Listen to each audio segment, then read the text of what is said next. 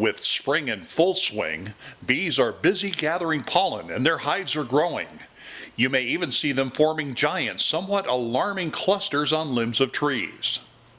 This swarming behavior can be frightening, but it is not necessarily dangerous.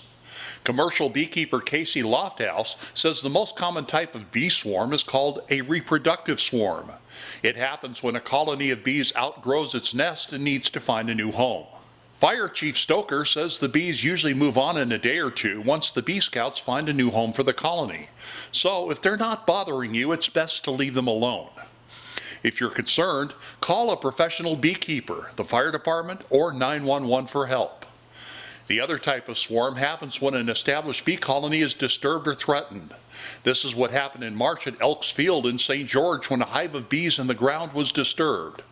Guard bees will attack anything and anyone they sense is threatening the hive. Bee attacks happen, and there are many tips in the article below to help you. The best tip is to run away as fast as you can, covering your head and eyes as you go.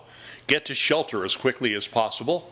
And if you can't find shelter, run through high shrubs to slow them down while you get away. Africanized bees have been in St. George since 2009.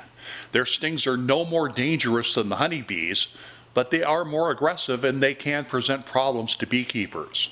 Lofthouse says that a little time, effort, and know-how can change the entire DNA of the hive in a short amount of time. The article below offers more about bees and how best to interact with them. It also tells you what to do and what not to do if you get stung. Did you know that using tweezers to remove a stinger is a bad idea? I'm Rick Wayman, St. George News.